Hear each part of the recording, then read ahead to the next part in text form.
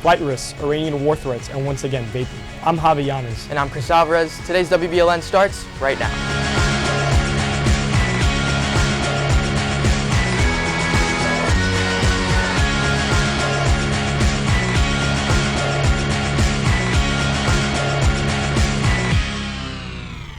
This week, the Ignition Center for the Arts opened the first exhibit of the school year featuring local Cuban-American artist Jay Roberto. Last night, the artist reception took place in the Saladrigas Art Gallery. The proceeds of the artwork for sale will benefit the Ignition Center. Hi, well basically the inspiration for the show itself, when I thought it up, was I thought about being in my living room as a child. My mom was a devout Catholic and she had a lot of icons around. And like most Cuban families, the Last Supper was prominent in our dining room, and I started with that. I wanted to just imagine my own version of my childhood and the homes that I lived in with my mother. An American Airlines mechanic accused of sabotaging a navigation system on a flight of 150 passengers at Miami International Airport was denied bond by a federal judge on Wednesdays after prosecutors suggested he may have links to a Middle Eastern terrorist organization. The 60-year-old veteran employee told investigators after his arrest earlier this month that he meant no harm to anyone and disabled the system because he was upset over stalled union contract negotiations with the airline and wanted to generate some overtime for maintenance on the aircraft.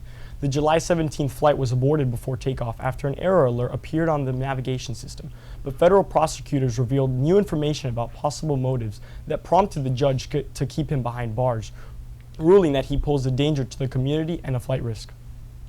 Another vape-related death has prompted government action in California. Jose Cobilla has more.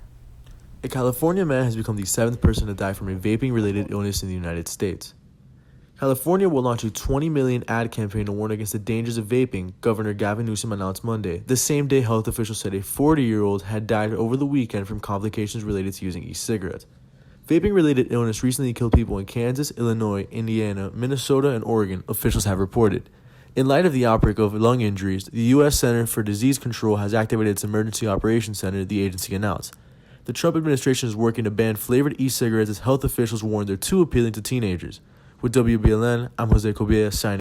Iran has issued a warning for an all-out war on the U.S. and Saudi Arabia. We now go to Frank Garcia Montes, who has more on the story. Iran's foreign minister on Thursday warned of all-out war if the U.S. or Saudi Arabia attacked Iran in retaliation for its alleged role in the crippling strikes on Saudi oil facilities last weekend. "We don't want war," Javad Zarif told CNN in an interview that aired Thursday morning, "but we won't blink to defend our territory." Zarif's remarks come as the Trump administration weighs a series of options to respond to drone and missile strikes on Saudi Arabia's oil infrastructure.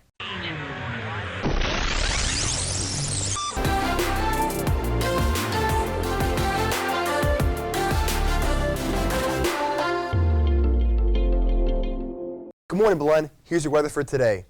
So today we'll be seeing temperatures at 87 degrees with a 20% chance of rain and isolated thunderstorms. Now moving on to tonight, we're seeing temperatures at 81 degrees with a 30% chance of rain and showers. Now going on to this week, we're seeing temperatures in the high 80s with thunderstorms throughout. That's all for weather. Now on the sports. Hey Wolverines, here are your sports for today.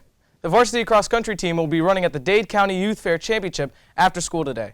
The varsity football team will be taking on Southwest High later tonight at 7.